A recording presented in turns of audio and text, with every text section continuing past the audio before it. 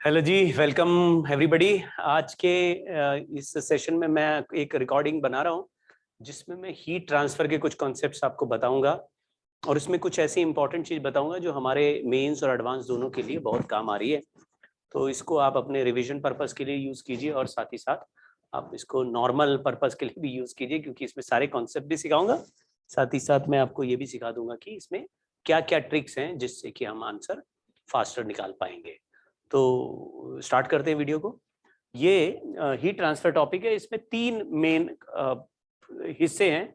आपको आइडिया है कि हीट एक तरह की थर्मल एनर्जी है और ये थर्मल एनर्जी हाई टेम्परेचर से लो टेम्परेचर की तरफ नेचुरली फ्लो होती है, जैसे करंट फ्लो करता है हाई पोटेंशियल से लो पोटेंशियल की तरफ। यहां पे हम तीन तरह के प्रोसेस की बात करेंगे: conduction, convection and radiation. Convection का एक दो लॉजिकल क्वेश्चन बना सकते हैं, लेकिन इसके न्यूमेरिकल क्वेश्चंस और ज्यादा कोई थ्योरी हमारे सिलेबस में है नहीं। तो मेनली हमारा जो रुझान रहेगा इन दो टॉपिक पे रहेगा, कंडक्शन एंड रेडिएशन। कंडक्शन में जो हमको याद रखना वो ये है कि मीडियम तो रिक्वायर्ड है, मीडियम इज कंपल्सरी और required, but transfer of medium नहीं होगा। तो एनर्जी फ्लोज विदाउट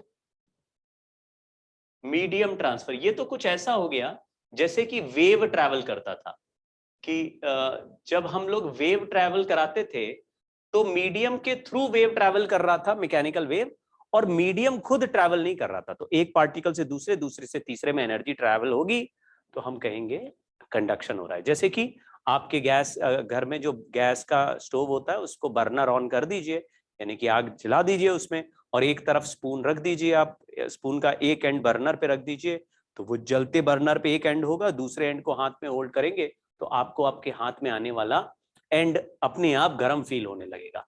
तो आपको लगेगा यार ये तो गर्म हमने किया नहीं, गर्म तो दूसरा एंड कर रहे थे, यहां क्यों गर्म लग रहा है? क्योंकि वहां से हाई टेम्परेचर पॉइंट से लो टेम्परेचर पॉइंट तक हीट ट्रैवल कर रहा है। तो ये हम पहले पढ़ेंगे, ये वाली कहानी। कन्वेक्शन में क्या है कि मीडियम तो रिक्वायर्ड है और मीडियम ही ट्रांसफर होगा। तो एनर्जी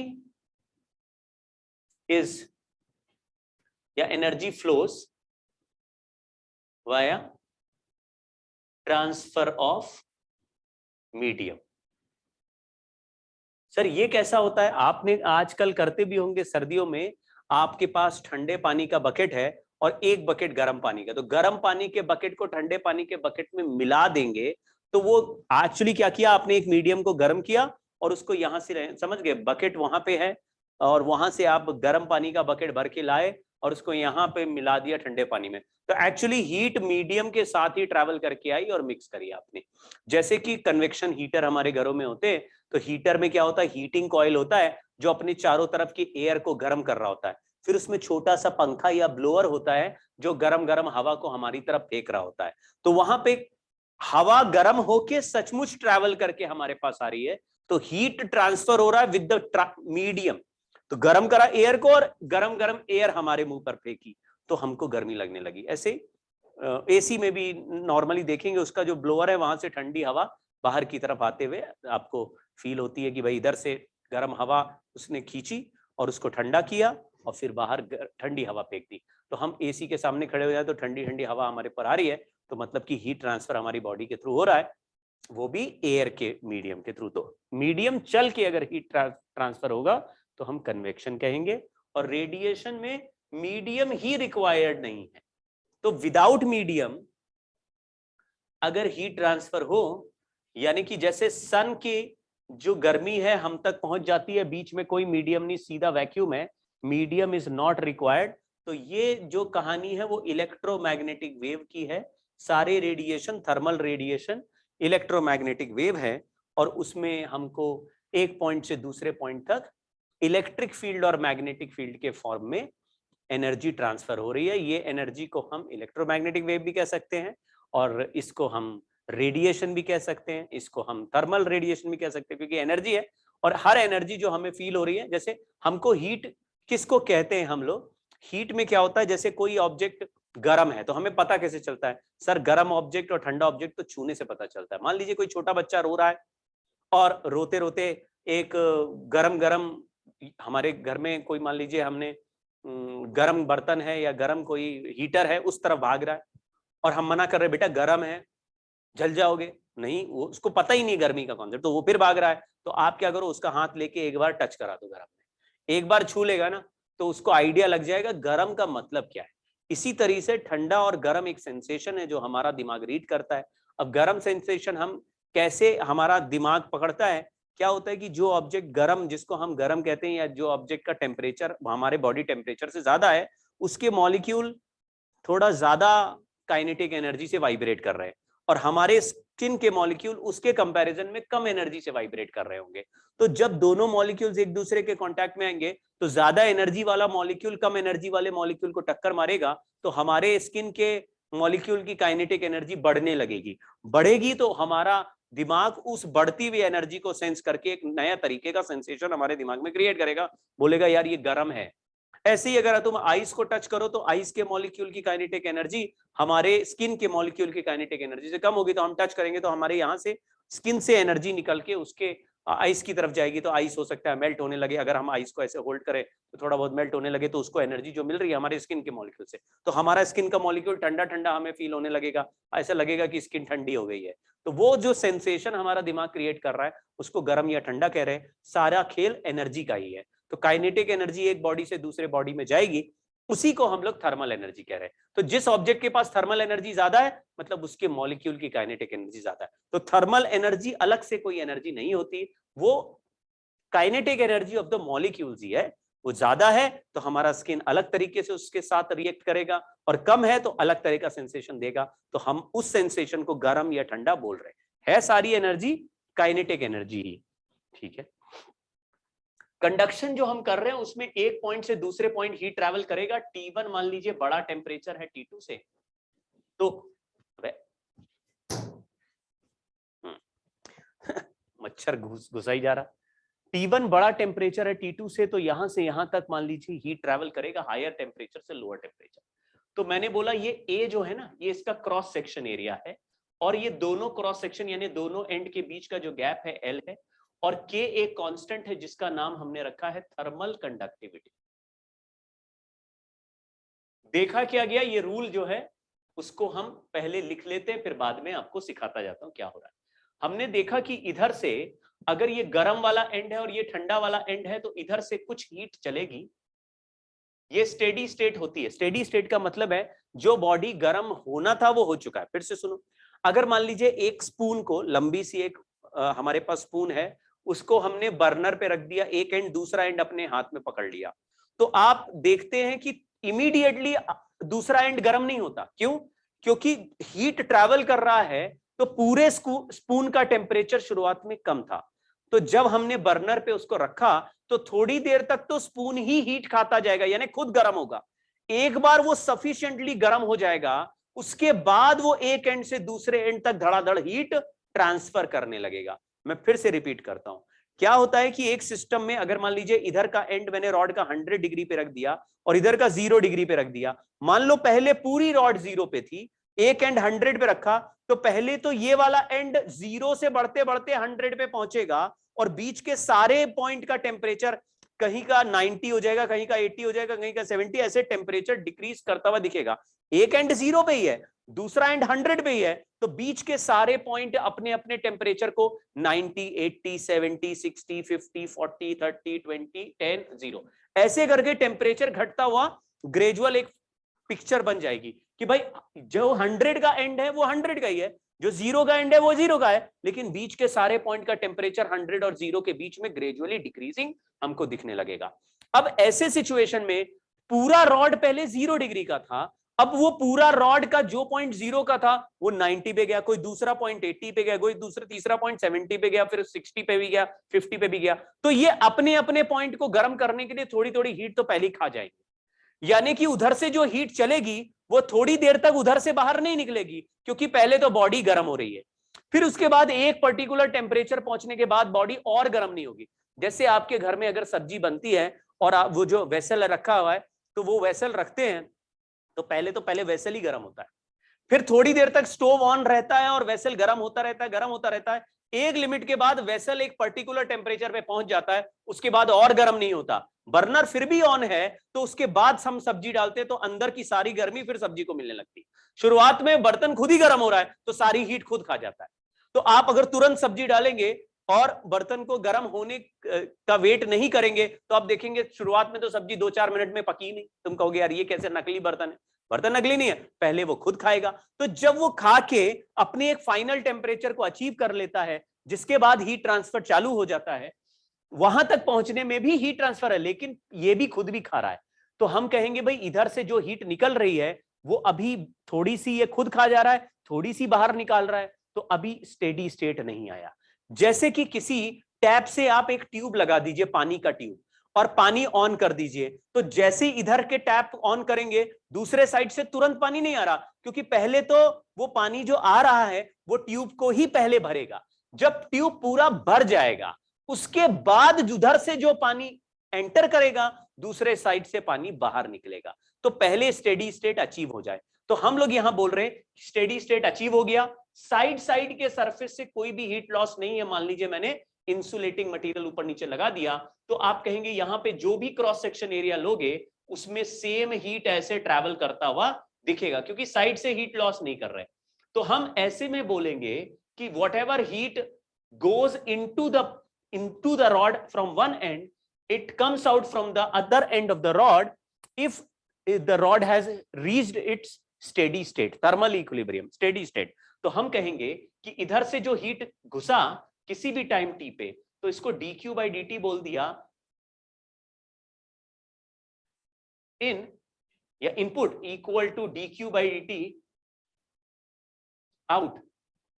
ये कुछ वैसा ही है बच्चों जैसे कि हम इक्वेशन ऑफ कॉन्टिन्यूटी में बोलते थे कि जितना पानी एंटर करेगा उतना A1 V1 equal to A2 V2, यानी रेट ऑफ फ्लो, जितना अंदर गया उतना बाहर। ये तब जब थर्मल इक्विलिब्रियम या स्टेडी स्टेट है, थर्मल इक्विलिब्रियम और स्टेडी स्टेट। तो कभी किसी सवाल में या कहानी में स्टेडी स्टेट लिखा हो तो कंफ्यूज मत होना, उसका मतलब है कि जितनी हीट आएगी उतनी हीट जाएगी। अब जो ऑब्जेक्ट है वो खुद गर्म होने में जरा भी हीट लॉस नहीं करेगा। चलिए dq by dt, इस dq by dt को हम रेट ऑफ हीट फ्लो कहते हैं। इसको हम पावर फ्लो भी कहते हैं, क्योंकि रेट ऑफ एनर्जी को पावर फ्लो। इसको हम थर्मल करंट भी कहते हैं। तो जितने भी टर्म्स हम लिख रहे हैं उनमें से कोई भी टर्म का नाम आपको सवालों में लिखा दिखाई दिया जा सकता है। Thermal current. फिर यह देखा गया कि जो थर्मल करंट है वो 3-4 फैक्टर पे डिपेंड करता है। एक, टेम्परेचर डिफरेंस के डायरेक्टली प्रोपोर्शनल है, यानी कि इनके अक्रॉस जितना ज्यादा टेम्परेचर होगा, एक एंड का टेम्परेचर ज्यादा दूसरे एंड का जितना कम होगा, जितना ज्यादा टेम्परेचर डिफरेंस होगा उतना ज्यादा हीट फ्लो करेगा।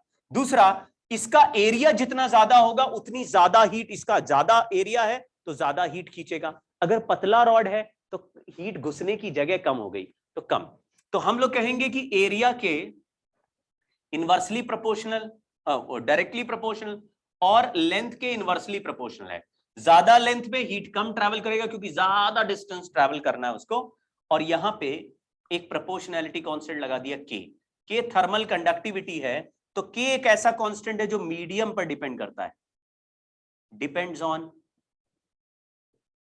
मीडियम। मीडियम का मतलब मटेरियल, यानी कि अगर कॉपर का रॉड है तो अलग आएगा, आयरन का रॉड है अलग आएगा। नॉर्मली ये सारे ऑब्जेक्ट मेटल के हैं, अगर हम नॉन मेटल लेंगे तो उसमें कंडक्टिविटी बहुत पुअर होती है, यानी के का वैल्यू बहुत स्मॉल होगा। आपको भी पता है प्लास्टिक या लकड़ी का एक एंड गर्म करने से दूसरे एंड में उतनी ज्यादा हीट ट्रांसफर या ट्रैवल नहीं होती जितनी मेटल का। अगर आयरन का एक रॉड का एक एंड गर्म करेंगे तो दूसरा एंड होल्ड करना मुश्किल होता जाता है।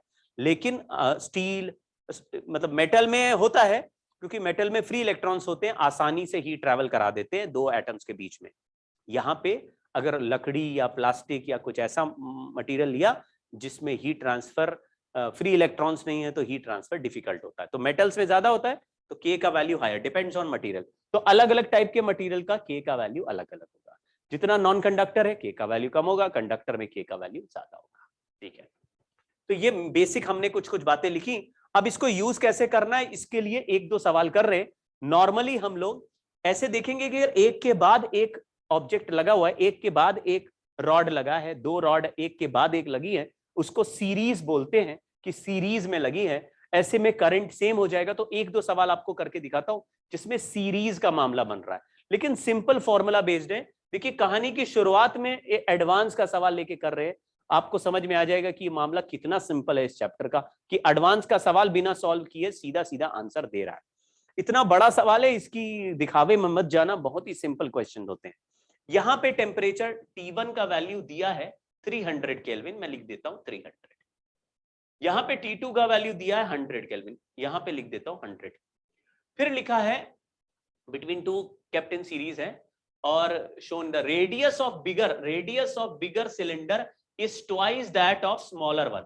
मतलब अगर ये छोटा सिलेंडर, पतले वाले सिलेंडर का रेडियस r है, तो ये बड़े वाला सिलेंडर का रेडियस 2r है, 2r है।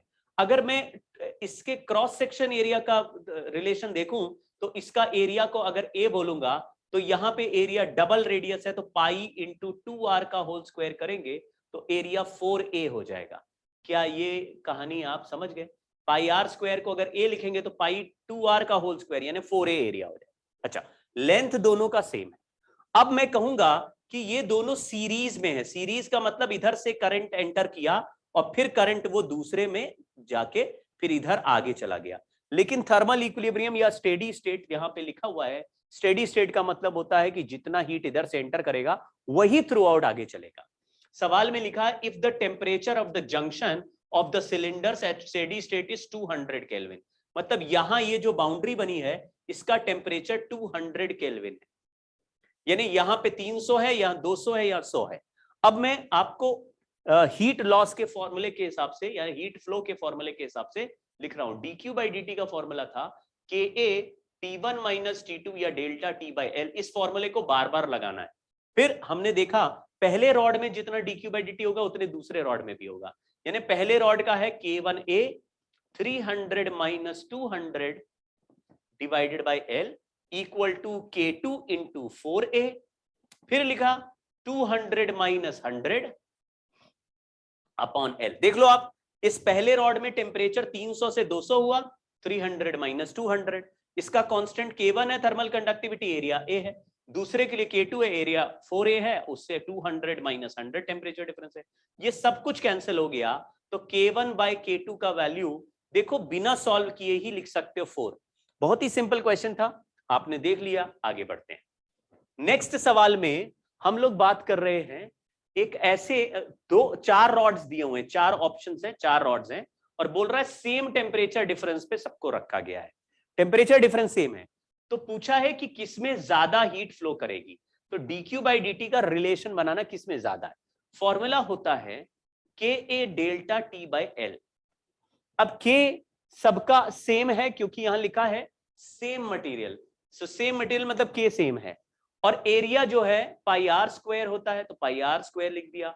डेल्टा टी सेम है और अपॉन लेंथ।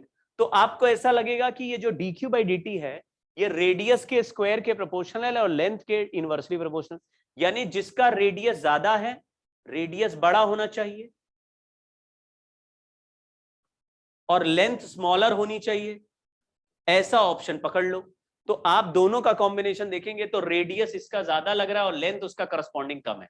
बाकी सब में देखो रेडियस कम लेंथ भी कम है, यहाँ रेडियस ज्यादा है लेकिन लेंथ भी ज्यादा है, यहाँ रेडियस कम लेंथ। तो आपको ये पता चल गया सबसे बड़ा रेडियस और उसी के साथ साथ सबसे छोटा लेंथ। तो ये ए और बी ऑप्शन में लड़ाई थी, लेकिन लेंथ इसका कम हो गया। रेडियस तो दोनों का बराबर है और बाकी रेडियस उससे कम है, तो हमको आंसर ए वाला आ जाएगा। चलिए, इसमें भी 2 सीरीज में है। सीरीज का मतलब है इधर से जो हीट एंटर करेगा वही हीट आगे जाएगा, वही हीट आगे इधर से बाहर निकलेगा। फिर से वही करना है, इधर से जो हीट एंटर किया उसके लिए देखो लिखा हुआ 2 sheets of T and 2D same area touching each other on their face, TA, TB, TC shown in the figure are progression with common ratio। ये TA है, ये TB है, ये TC है, कॉमन रेशियो 2 से बढ़ रहे हैं। तो अगर इसको मैं T लिख दूं तो यहाँ 2T लिख दूंगा और यहाँ 4T लिख दूंगा। तो फिर टेम्परेचर डिफरेंस के हिसाब से पहले का हीट लिखा K1, ratio of thermal conductivity पूछा है, इसको मैंने K1 मान लिया और इसको K2 मान लिया। हमको K1 बाय K2 पूछा गया है। तो K1A टेम्परेचर डिफरेंस है 2T minus T upon L की जगह लिख दिया D equal to K2A, area दोनों का सेम है, और यहां पे 4T minus 2T upon 2D। यहां 2T है, 2T बाई 2D हो गया, यहां T बाई D हो गया, दोनों बराबर हो गए, तो K1 बाई K2 का जो रेशियो आया वो 1 आ गया, कहानी खत्म। तो इस तरह के क्वेश्चंस बहुत ही इजी हैं। अगर आपको एक के आगे एक सीरीज दिखे और सीरीज की कोई बात नहीं पूछ रहा हो, सीधा K1 K2 का रिलेशन या K1 K2 का रेशियो या A1 A2 का कुछ भी ऐसे रिलेशन पूछा है तो आप डायरेक्ट सॉल्व कर सकते हैं। इसको और चैप्टर को गहराई से इस पार्ट को समझने के लिए हम लोग ओम्स लॉ पढ़ते। ओम्स लॉ तो सर हमने करंट इलेक्ट्रिसिटी में पढ़ा था, वही ओम्स लॉ यहां पढ़ रहे हैं। एक बार हमने देखा था कि रेजिस्टेंस आर के एक वायर में अगर दो पोटेंशियल वैल्यूज हैं V1 एंड V2 और मैंने बोला V1 ग्रेटर देन V2 है, तो आप कहेंगे current flows from V1 to V2। ऐसे में हम ये कह सकते हैं कि जो पोटेंशियल डिफरेंस है उसका वैल्यू IR के इक्वल होगा। ये तो Ohm's law V is equal to IR होता है ना, वो delta V is equal to IR होता है। डेल्टा V को हम लोग V बोलने लगे, ये delta V is equal to IR ही होता है। V1 minus V2 equal to IR। हमको कैसे पता V1 माइनस V2 लिखना? मैंने बोला ना V1 बड़ा है V2 से, तो करंट ऐसे जाएगा। बिल्कुल ऐसे ही आपको सोचना है कि एक रॉड अब यहां पे लगाएं, उसका कंडक्टिविटी K हो, लेंथ L हो, एरिया A हो, और उसमें एक टेम्परेचर T1 है और एक टेम्परेचर T2 है। तो T1 से T2 हीट फ्लो होता है जिसको dQ by dt कहते हैं, rate of heat flow, thermal current. तो मैंने लिखा dQ by dt यानी ये I है, I is equal to T1 minus T2, और यहाँ KA बाई L था तो L बाई KA हो गया। L बाई KA को हमने एक टर्म लिख दिया which is called thermal resistance, तो T1 minus T2 by R, इसको थर्मल रेजिस्टेंस बोल दिया। तो हमारा ये जो ओम्स लॉ है ये पहले जैसा ही आ गया। ये है current, temperature difference is potential difference, ये वाला टर्म पोटेंशियल डिफरेंस। तो इसका मतलब है थर्मल रेजिस्टेंस का वैल्यू हो गया L बाई KA। क्या ये हमने पढ़ा हुआ है? यस, हमने पढ़ा हुआ है, क्योंकि इलेक्ट्रिकल रेजिस्टेंस होता था रो L बाई A और वहां पे रो का वैल्यू होता था रेजिस्टिविटी। यहां पे सेम है। सेम कैसे सर? यहां तो K दिया हुआ है, अबे K तो कंडक्टिविटी है, तो रो की जगह 1 बाई K ही तो आ रहा है। अगर यहां पर भी रेजिस्टिविटी दिया होता तो रो L बाई A, तो मतलब कि ये बिल्कुल आइडेंटिकल फॉर्मूला है। फॉर्मूले में कोई भी डिफरेंस नहीं है। ऐसा नहीं है L की जगह ये ले लिया, एरिया की जगह वो ले लिया ना, L की जगह L ही है, A की जगह A ही है, और K की जगह सिग्मा होता था वहां पे कंडक्टिविटी लिखते तो सिग्मा होता था L बाई सिग्मा A। यहां पे सिग्मा का नाम बदल के सिंबल K लिख दिया बस। थर्मल कंडक्टिविटी का सिंबल K है, दिखने में ये सिग्मा की तरह ही होगा, बस वो इलेक्ट्रिकल होता था वहां पे, potential difference electrical potential difference होता था, यहाँ पे थर्मल पोटेंशियल डिफरेंस है। यहाँ पे करंट है, वहां पे करंट होता था, rate of flow of charge, यहाँ पे rate of flow of heat है, यहाँ पे थर्मल करंट है। तो अगर आप बिल्कुल ऐसे मैच करा दें तो आपको लगेगा सर ये तो बिल्कुल रेजिस्टेंस और V is equal to IR जैसा हो गया। ये तो मामला हमें अब रेजिस्टेंस की जितनी थ्योरी पढ़ी थी सब इसमें लगा सकते हैं क्या? बिल्कुल लगाओ। कॉम्बिनेशन ऑफ रेजिस्टेंस में हमने देखा था कि एक कॉम्बिनेशन में सीरीज होता था। अब वहां पे जो सीरीज होता था तो रेजिस्टेंस एक के आगे एक लगाते थे, यहां पे हमने रॉड के आगे रॉड लगा दिया, यहां का टेम्परेचर T1 और यहां का T2 लिख दिया। अब आपने बोला सर पूरे का टेम्परेचर डिफरेंस दिया है, अगर एक रॉड का देते तो करंट निकाल देते, यहां पे पूरे रॉड का दिया है, जबकि ये रॉड का लेंथ L1 K1 A1 है, ये L2 K2 A2 है, ये L3 K3 A3 है। तो मेरा आपसे कहना यह है कि अगर आप इन तीनों को रेजिस्टेंस मान ले और R1 R2 और R3 लिख दें तो R इफेक्टिव का value R1 plus R2 plus R3 निकाला जा सकता है। बिल्कुल, लेकिन सर R1 R2 R3 कैसे निकालेंगे? R1 का वैल्यू है L1 by K1 A1, R2 का वैल्यू है L2 बाई K2 A2। ये सारे वैल्यूज आपको दिए हैं तो R1 R2 R3 simply solve हो जाएंगे, L3 बाई K3 A3। फिर आपको क्या करना है? अगर आपको इसमें dQ बाई dt निकालना कितना हीट फ्लो हुआ, तो current equal to potential difference. अब यहां से यहां तक का पोटेंशियल डिफरेंस लेंगे तो यहां से यहां तक का ही टोटल रेजिस्टेंस लिखना पड़ेगा, which is R1 plus R2 plus R3। तो अगर आप रेजिस्टेंस के टर्म्स में लिखेंगे तो ये दोबारा से हमको डिराइव नहीं करने पड़ते रिजल्ट। पता चला थर्मल कंडक्टिविटी को फिर से पढ़ रहे हैं तो फिर से नए नए रिजल्ट बना रहे हैं, नए रिजल्ट बनाने की जरूरत नहीं। आपको जो एल के और ए का वैल्यू दिया उससे रेजिस्टेंस निकाल लो और इसको नॉर्मल रेजिस्टेंस की तरह यूज कर लो। जैसे अगर कोई कहता है इस जंक्शन का टेम्परेचर T4 है और इस या T3 है और इस जंक्शन का टेम्परेचर T4 है, यहां का T3 है और यहां का T4 है, तो T3 का वैल्यू बताओ। अब आपने जब dQ/dt निकाल दिया पूरे कंबाइंड के लिए तो सीरीज में dQ/dt same for each rod, क्योंकि सीरीज में करंट सेम होता है तो हर रॉड के लिए dQ/dt सेम होगा। तो अगर मैं फर्स्ट रॉड के लिए लिखूं तो same dQ/dt is equal to T1 minus T3 by R1 करेंगे तो इससे देखो R1 का वैल्यू ऑलरेडी हमें पता है, T1 का वैल्यू भी पता है और dQ/dt टोटल बाई टोटल करके हमने निकाल लिया, तो फिर क्या इससे टोटल R3 का वैल्यू तुरंत सॉल्व हो सकता है। तो ये रटना नहीं है, ये हम सीरीज पैरेलल ऑलरेडी सॉल्व कर चुके हैं तो इसलिए ज्यादा मेहनत यहां नहीं लगेगी, बहुत सिंपल सॉल्व आपसे हो जाएगा कॉम्बिनेशन की बात। अब दूसरा कॉम्बिनेशन होता है पैरेलल। पैरेलल में यूजुअली एक रॉड है, दूसरा है, फिर तीसरा, ऐसे अलग अलग रॉड लगाए ऐसे हैं कि एक साइड पूरा टेम्परेचर T1 है, दूसरे एंड पे पूरा टेम्परेचर T2। तो आप बोलेंगे तो हर रॉड के ऊपर टेम्परेचर डिफरेंस सेम हो गया सर, तो ये तो टेम्परेचर डिफरेंस सेम मतलब पोटेंशियल डिफरेंस सेम ऐसा हो गया, सबका अलग अलग अपना अपना करंट जाएगा dQ1/dt dQ2/dt, तो सबका करंट अलग है लेकिन वोल्टेज सेम है। अगर ऐसा हो जाए तो पैरेलल होता है। तो यहाँ पे R1 R2 R3 अगर निकालें तो 1/R is 1/R1 plus 1/R2 plus 1/R3 से हम इफेक्टिव रेजिस्टेंस निकाल ही लेंगे। फिर अगर पूछता है कि टोटल करंट बताओ इसमें कितना फ्लो कर रहा है तो हम लोग T1 minus T2 upon R effective लिख देंगे। लेकिन ये बड़ा आसान भी है कि अगर हम अलग अलग भी लिखना चाहें, जैसे ये टेम्परेचर T1 T2 है तो T1 minus T2 upon R1 पहले का current, T1 minus T2 upon R2 दूसरे का current, T1 minus T2 upon R3 तीसरे का करंट, तीनों का करंट अलग अलग ऐड कर दीजिए। तो पैरेलल में सारे इंडिविजुअल होते हैं, वो अलग अलग सॉल्व आराम से किए जा सकते हैं। पैरेलल तो ज्यादा मुश्किल नहीं होता, सीरीज में ही सवाल अच्छे बनते हैं। तो आप देखिएगा most of the question series में ही बनते हुए नजर आएंगे। अब मैं जल्दी से एक दो एग्जांपल इसके कराता हूं आपको, जिससे आपको डायरेक्टली दिख जाएगा कि इसको कैसे यूज कर रहे हैं। देखो जरा, यहां पे लिखा हुआ 6 आइडेंटिकल कंडक्टर्स। अब एल के ए ये सब के वैल्यू से मुझे चिंता नहीं, आइडेंटिकल कंडक्टर लिख दिया, इसको देखो resistance R R R R R और आर, ये मैंने तुरंत लिख दिया।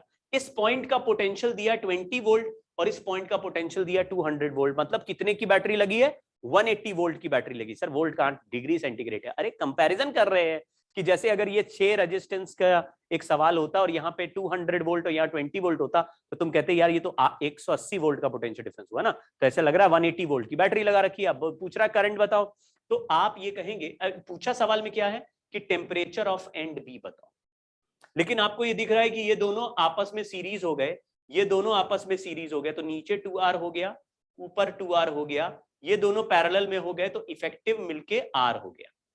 2R को मिला के R हमको पता है कैसे होता है।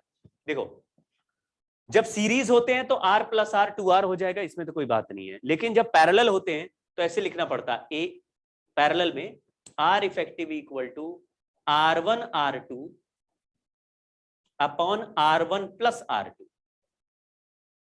तो R1 R2 upon R1 plus R2 solve करेंगे तो आंसर R आ जाएगा। नहीं तो आप ऐसे भी ध्यान रखो कि पैरेलल में दो रास्ते अगर 2R के हैं तो इफेक्टिव रेजिस्टेंस 2 से डिवाइड हो जाएगा। अगर 3 रास्ते होते 2R के तो 2R/3 हो जाता। अगर 4 रास्ते होते 2R के तो 2R मिलके 2R/4 हो जाता। तो आपको एक जैसे रास्ते अगर दिख रहे हैं तो उसी नंबर से डिवाइड कर दो जितने पैरेलल ब्रांचेस बने, अगर सब बराबर हैं तो। नहीं तो R1 R2 upon R1 plus R2 से 2 को मिला सकते हो, तो दो दो करके मिला लो। यहाँ पे बी पॉइंट का टेम्परेचर पूछा है। अब इस सर्किट को मैं अलग से देखूं तो ए से बी एक रेजिस्टेंस R है, बी से सी एक रेजिस्टेंस R है और सी से डी एक रेजिस्टेंस R है, यानी टोटल रेजिस्टेंस 3R हो गया। टोटल वोल्टेज 180 है। तो अभी मैं dQ/dt निकालूं तो हम कह सकते हैं 200 माइनस 20 अपॉन 3R। लेकिन अगर B का टेम्परेचर TB लिख दें तो केवल ए से बी का करंट भी सेम ही होना चाहिए, तो वो मैंने लिखा 200 माइनस टीबी अपॉन आर। तो देखो 200 माइनस टीबी अपॉन आर और 200 माइनस 20 अपॉन 2, पूरा करंट, पूरा रास्ता 3R का है, पूरा वोल्टेज 180 है। तो आप यूनिटरी मेथड से कर सकते हो, जैसे यहां से यहां तक का पोटेंशियल डिफरेंस 180 है 3R पे, तो R पे होना चाहिए 60। अगर 60 ड्रॉप करें 200 ये रहा और उससे 60 ड्रॉप करें तो 140 आ जाएगा। नहीं तो आप ऐसे R से R कैंसिल करके इधर मल्टीप्लाई कर दो, इसको 180 कर दो या कैंसिल कर दो, ये कैंसिल करेंगे तो 60 बचेगा। तो लिखा 60 इक्वल टू 200 माइनस टीबी, तो टीबी का वैल्यू आया 140 डिग्री, आंसर हो जाएगा। ठीक है, इसको आराम से पॉज करके एक बार और चेक कर लीजिए। अब हम लोग कुछ ऐसे सवाल कर रहे हैं जिसमें सीरीज और पैरेलल के कुछ इसी तरह के कॉम्बिनेशन है, लेकिन इसमें चालाकी देखना, मैं थोड़ा सा फास्टर करने की कोशिश करूंगा तो मेरा दिमाग तेज चलता है, और तेज चलने में मैं अप्रोप्रिएट कैसे वैल्यूज पकड़ता हूं उसको आप भी सीखने की कोशिश करना। एडवांस का सवाल है, बिल्कुल लल्लू छाप सवाल है। यहां लिखा two rectangular block having identical dimensions, यानी अगर एक का लेंथ एल एरिया ए है, दूसरे का भी लेंथ एल एरिया ए है, इसका भी length L area A, length L area A. यहां पे 2K लिखा है और यहां K लिखा है। रेजिस्टेंस का फॉर्मूला होता है L बाई KA, यानी कि K के इनवर्सली प्रोपोर्शनल, तो जिसका K ज्यादा होगा उसका रेजिस्टेंस कम होगा, जिसका K कम होगा उसका रेजिस्टेंस ज्यादा होगा। ये फॉर्मूला है, इसको यूज नहीं कर रहे, ठीक है। देखो यहां अगर 2K वाले का रेजिस्टेंस में R मान लूं तो K वाले का रेजिस्टेंस 2R लिखना पड़ेगा, ये मेरी चालाकी है। देखो 2K वाले का रेजिस्टेंस R मान लिया तो K वाला जिसका कंडक्टिविटी कम है उसका रेजिस्टेंस, जितना कम है उतना रेजिस्टेंस ज्यादा हो जाएगा, क्योंकि लेंथ और एरिया तो सेम ही है। तो कंपैरिजन करो, 2K वाले को मैंने R मान लिया तो K वाले को 2R, तो ये रेजिस्टेंस R हो गया और ये रेजिस्टेंस 2R हो गया। अब ये सीरीज है तो सीरीज में रेजिस्टेंस का वैल्यू 3R हो जाएगा।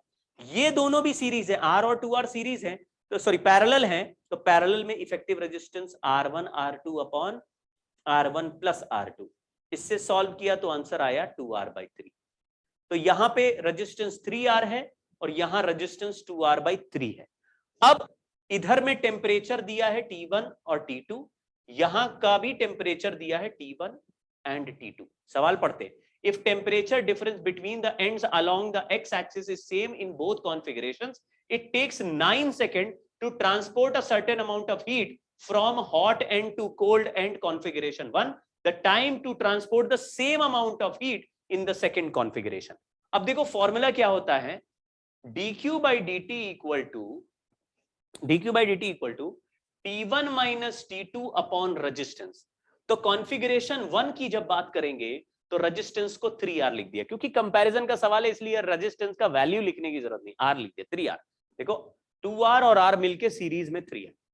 ये dq by dt है, बोल रहा है dq मतलब जो हीट फ्लो करा और dt मतलब जितना टाइम लगा, तो इसको दोबारा लिख रहे हैं, dq को q लिख दिया, जितना हीट ट्रैवल किया वो q है, और जो टाइम लगा वो 9 सेकंड लगा, इस T1 minus T2 by 3R। Similarly ये कॉन्फ़िगरेशन 1 का है, कॉन्फ़िगरेशन 2 के लिए लिखेंगे तो बोल रहा है सेम अमाउंट ऑफ हीट, यानी q को q ही लेना है और कितना टाइम लगेगा, तो टाइम को t लेना है, टाइम पता नहीं है तो t मान लिया, इक्वल टू टेम्परेचर डिफरेंस दूसरे केस में भी T1 माइनस T2 है, लेकिन रेजिस्टेंस इसका बदल के 2R/3 है, यहां पे 2R/3 लिख दिया। अब इनको डिवाइड कर दिया तो q से q कट गया, t ऊपर चला गया, तो T/9 इक्वल टू ये 2R, R से R कट गया, 2 ऊपर चला गया, 3 नीचे आ गया, तो 2/9।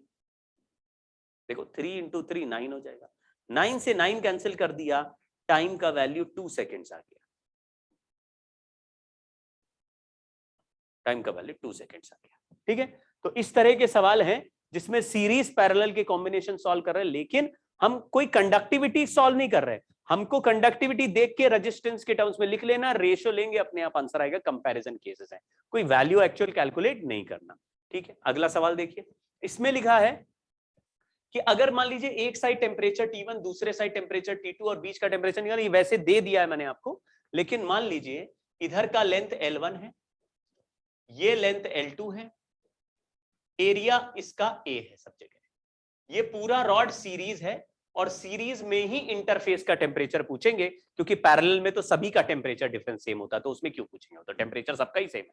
यहाँ पे बीच का टेम्परेचर T पूछा है, तो हम ऐसा लिख सकते हैं क्या कि K1A T1 minus T by L1 equal to K2A T minus T2 by L2। Ka delta T by L, जितना करंट आया उतना करंट गया, इससे कंपैरिजन कर लिया। तो K1 T1 के आगे इधर L2 मल्टीप्लाई हो जाएगा और इधर L1 मल्टीप्लाई, तो उल्टा दिखेगा K1 T1 L2 plus K2 T2 L1 upon K1 L2 plus K2 L1। ये हमारा टेम्परेचर का आंसर आएगा। एक बार सॉल्व करके देख लेना, क्योंकि ये सवाल 2-3 बार आ चुका है, इसलिए मैंने इसको सॉल्व करके दिखा दिया है आपको। मतलब ये डायरेक्ट रिजल्ट भी आ चुका है और 1-2 बार सवाल इसके वैल्यू बेस्ड भी आ चुका है। तो ये वही सवाल है जो आ चुका अभी 2019 में आया। तो आप लोग इसको होमवर्क की तरह एक बार सॉल्व करके चेक करना कि ये हो रहा है कि नहीं हो रहा। चाहो तो फॉर्मूले में वैल्यू डाल देना, नहीं तो इसमें यही पूछा है कि ये बीच का टेम्परेचर क्या है, यहाँ पे T2 है, ये T1 है, यहाँ बीच का टेम्परेचर पूछा है, तो इसको T मान लोगे तो θ2 माइनस T अपॉन इसका रेजिस्टेंस, और यहाँ पे T माइनस θ1 अपॉन इसका रेजिस्टेंस, है ना।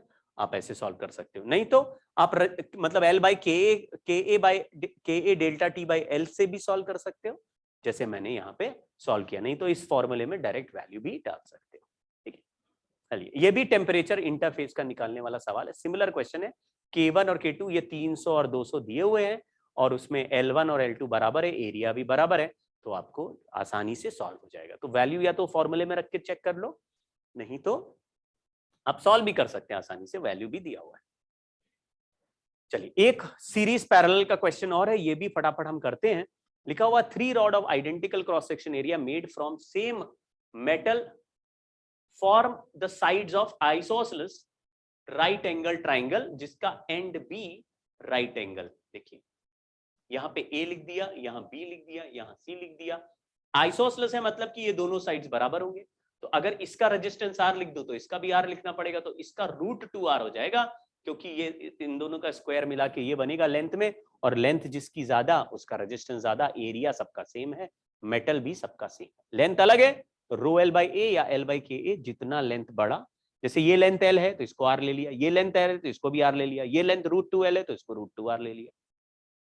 चलिए अब लिखा है कि हमने A और B को maintained eight temperatures T and √2T, मतलब ऐसे कर दिया कि जैसे यहां फ्लेम लगा दी, यहां बर्फ लगा दी, तो यहां पे 2 पॉइंट का टेम्परेचर हमने फिक्स कर दिया है। तो हीट हायर टेम्परेचर से एंटर करेगी, लोअर टेम्परेचर से बाहर निकलेगी, √2T से जाएगी हीट अंदर और इधर से बाहर। तो हीट को 2 रास्ते मिल गए, एक तो B से A डायरेक्ट हीट जा सकती है, और दूसरा हीट इधर से होते हुए और फिर A पे जा सकती है। आप समझ गए ना, जब बैटरी मैंने इन दोनों पॉइंट के बीच में लगा दी तो करंट B से A या A से B जो चलेगा, तो B से A करंट चलेगा, तो 2 रास्ते हो गए ना, B से C होता हुआ A आएगा, या समझ गए क्या। आपको C से करंट बाहर नहीं निकालना, C से हीट लॉस नहीं कराना, एक रास्ता ऐसे C से होके बन गया, एक ही। क्वेश्चन पूछा है C का टेम्परेचर बताओ, तो आपको A से B के डायरेक्ट रास्ते की कोई चिंता नहीं। बताओ B से C और C से A सीरीज हो गए कि नहीं, हाँ जी सीरीज हो गए। B से C और C से A आपस में सीरीज है, बिल्कुल सीरीज है। सीरीज में जो B से C का टेम्परेचर डिफरेंस है वो है √2T minus TC upon R। ये करंट हो गया इक्वल टू, यहां TC से T है तो TC minus T upon √2R। देखो R का वैल्यू L/KA ये सब लिखने की कोई जरूरत नहीं है, डायरेक्टली आप अगर ओम्स लॉ या किरचॉफ्स लॉ लगाएंगे तो क्वेश्चन सॉल्व हो जाएगा। R से R कट गया, इधर √2 मल्टीप्लाई कर दो, इसको सॉल्व करो, आंसर आ जाएगा। ठीक है, तो एक बार ये अपने आप ट्राई करके देखना। ये वाला क्वेश्चन भी मैंने क्या कराया उसको भूल जाना, अपने आप सोचना कि अगर B से करंट एंटर करे और A से बाहर निकले, हमें कैसे पता, क्योंकि लिखा हुआ है कि इन दोनों को टेम्परेचर मेंटेन किया है, मतलब whatever heat comes into the system will be at higher temperature and whatever heat goes out from the system will be from its lower temperature point, और बाकी सबके टेम्परेचर इंटरमीडिएट बीच में बनेंगे। सॉल्व कर लेना। फिर हमने कहा कि ऐसा अगर 2-3 स्लैब लगा रहे हैं तो इफेक्टिव थर्मल कंडक्टिविटी का सवाल क्या बनेगा, इसका लॉजिक समझना। मान लीजिए एक रॉड है जिसका लेंथ L1 है, दूसरा रॉड है जिसका लेंथ L2 है और तीसरा रॉड है जिसका लेंथ L3 है। इसका कंडक्टिविटी K1 है, K2 है और K3 है। यहां पे एरिया सबका सेम है। हमने क्या सोचा कि अगर इस पूरे सिस्टम को हटा के एक रॉड लगाएं जो अकेले इस रॉड को रिप्लेस कर दे। तो तुमने कहा भाई अकेले रॉड को रिप्लेस कर दे मतलब दिखने में ऐसा ही दिखे, लेकिन मटेरियल तीन अलग अलग नहीं लगाएंगे, एक लगाएंगे। तो तुम कहोगे ये तो दिखने में ऐसा ही दिखे, मतलब L1 plus L2 plus L3 का एक रॉड ले। जैसे ये अगर तीन रॉड लगाए थे तो तीन को रिप्लेस करके एक रॉड, और एरिया उसका भी वही होगा जो इनका है। तो फोटो बिल्कुल सेम दिखेगा, लेकिन तीन मटेरियल नहीं होके ये एक मटेरियल है, उसी को हम के इफेक्टिव बोल रहे हैं। So if several medium are kept in series and they are replaced by one medium, but the dimension of final picture will remain same as composition of or composite of initial all the rods. तो हम बोलेंगे जो final medium का जो अकेला एक constant है उसी को के इफेक्टिव कह रहे हैं। तो कैसे पता लगाएंगे? सीरीज में अगर लगे हैं तो आप को अगर कैपेसिटर पढ़ा हुआ है, जैसे आप 12th वाले बैच के हो, 12th पास वाले बैच के हो, तो कैपेसिटर आपने पढ़ा होगा, तो वहां पे जो इफेक्टिव डाइलेक्ट्रिक कांस्टेंट का रिजल्ट था मैंने बताया था, थर्मल कंडक्शन में ऐसा रिजल्ट आता है, आप तुरंत देख सकते हैं। अगर आपने नहीं पढ़ा है तो आप 11th में हो तो आप 12th में आपको ये रिजल्ट मिलेगा। तो कोई टेंशन वाली बात नहीं है, मैं बता देता हूँ कैसे करना है। हमने बोला सीरीज में क्या सेम होता है, आपने बोला रेजिस्टेंस को ऐड करते हैं, करंट सेम होता है, करंट ऐसे रेजिस्टेंस ऐड कर देते हैं। तो इसको लिखा L बाई के ए, L1 plus L2 plus L3 upon के इफेक्टिव इंटू ए, और इसको लिखा L1 by K1A, L2 by K2A plus L3 by K3A। यहां पे A सेम ले रहे हैं, ऐसा जरूरी नहीं, A अलग भी हो सकते हैं, लेकिन यहां सेम ले रहे हैं, नॉर्मली ऐसा होगा। तो A से A कट गया, तो K इफेक्टिव का आंसर अगर निकालें तो ध्यान से देखना, L1 plus L2 plus L3 upon L1 by K1 plus L2 by K2 plus L3 by K3। ये एक बहुत ही जबरदस्त इंपॉर्टेंट रिजल्ट है, और ये बिल्कुल सेम रिजल्ट आता है। Same result is found for effective dielectric constant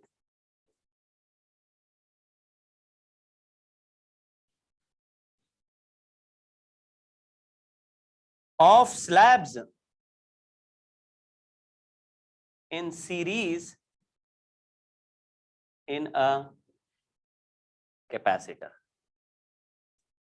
तो जो 11th वाले उनको अभी कोई ज्यादा सेंस बनेगा नहीं कि सर ये क्या लिख दिया, लेकिन आप इसको नोट कर लीजिए, जब आप 12th में ये पढ़ेंगे तो उस समय मुझे याद कर करके मेरे नाम से जिंदाबाद जिंदाबाद के नारे लगाएंगे, कहेंगे क्या सर बात बता दी, ये बड़ा रिजल्ट इंपॉर्टेंट कैपेसिटर में भी है और यहाँ भी इंपॉर्टेंट है। तो सर दोनों में से कहीं भी आ गया हम सवाल कर लेंगे, हो सकता है दोनों सवाल आ जाए, लेकिन मुझे ऐसी उम्मीद है कि दो में से एक जगह ये सवाल जरूर दिखेगा आपको। ठीक है, अभी मैं दिखाता हूं, कम से कम 10 बार ये सवाल आ चुका है। कौन सा वाला? इफेक्टिव डाइलेक्ट्रिक कांस्टेंट वाला, सॉरी इफेक्टिव थर्मल कंडक्टिविटी या इफेक्टिव डाइलेक्ट्रिक कांस्टेंट। तो यहां पे इसका नाम है थर्मल कंडक्टिविटी, सीरीज में जोड़ रहे हैं।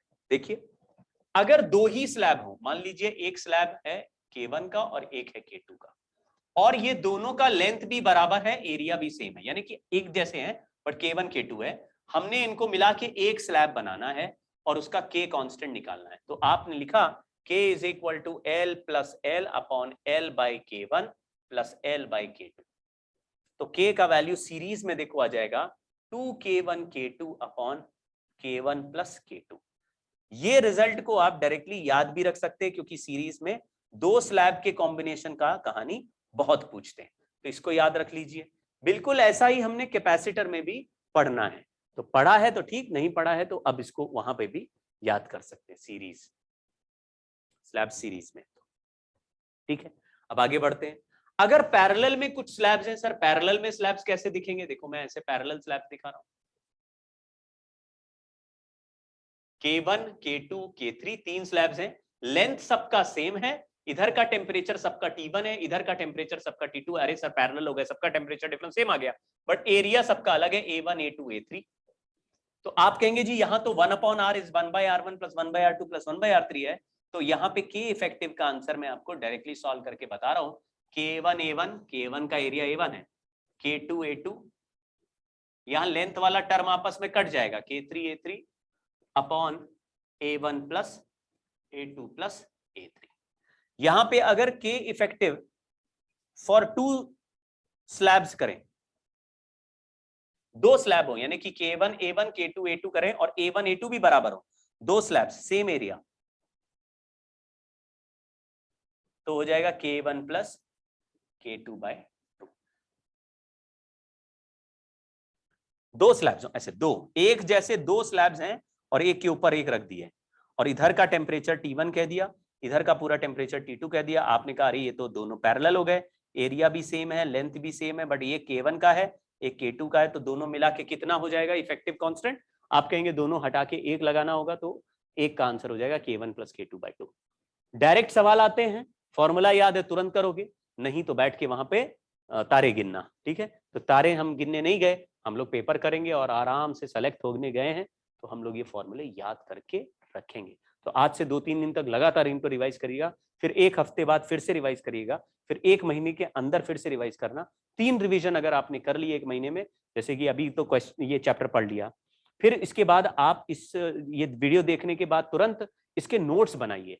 तो नोट्स पीडीएफ जो आपको मिले होगा, उस पीडीएफ से आप मैच करके पूरा नोट्स लिखेंगे और साथ ही साथ पीडीएफ में दिए हुए सवालों को सॉल्व करके, जो होमवर्क में बोल रहा हूं उनको सॉल्व करके देखेंगे। तो एक रिवीजन वहीं का वहीं हो जाएगा। 2-3 दिन बाद फिर से इसको देखना, यानी कि मान लीजिए वीकेंड पे या संडे को आप एक टाइम अलॉट कर देना कि इसको पूरा देखना है, इस लेक्चर को, मतलब लेक्चर नहीं, इस नोट्स को फिर से पढ़ना है। और पूरे नोट्स पढ़ने के बाद जो भी सवाल है उनको फिर से देख लो कि ये सवाल जो हमने उस दिन 3-4 दिन पहले सॉल्व किए थे, क्या ये दोबारा अब मेरे से सॉल्व हो रहे हैं? एक बार वो देख लो, और फिर उसके बाद महीने के एंड में या उससे पहले जब कोई टेस्ट होगा तो फिर से देख लेना, तो ये सब क्लियर हो जाएगा। देखिए यहां लिखा है a cylinder of radius r, यहां cylinder of radius r is surrounded by another cylinder of radius 2r। तो मतलब अंदर का r रेडियस तक का तो एक सिलेंडर हो गया, इसका थर्मल कंडक्टिविटी K1 है, और r से 2r के बीच में जो जगह है उसका, ये साइड वाली जो जगह है उसका थर्मल कंडक्टिविटी ये साइड वाली जगह का K2 है। सवाल पूछा इफेक्टिव डाइलेक्ट्रिक कांस्टेंट बताओ, इधर का टेम्परेचर T1 है, इधर का T2 है। आपने बोला अरे ऊपर वाले का भी वही है और अंदर वाले का भी वही है, मतलब पैरेलल है। पैरेलल में हमने बोला इफेक्टिव डाइलेक्ट्रिक कांस्टेंट का वैल्यू होता K1 A1 plus K2 A2 upon A1 plus A2।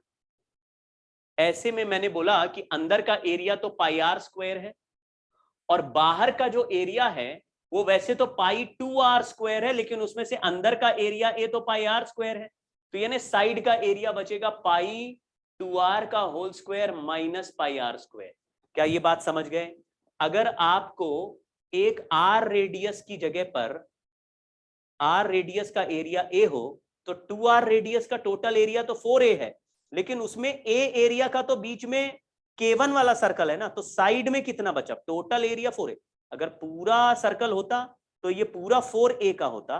इस सर्कल में अगर a एरिया का मैं एक होल बना दूं तो साइड साइड में कितना एरिया बचेगा? आप बोलेंगे 4a में से a माइनस कर दो 3a, तो हम a1 को बोल रहे हैं a, तो a2 हो गया 3a, 3 पाई r स्क्वायर।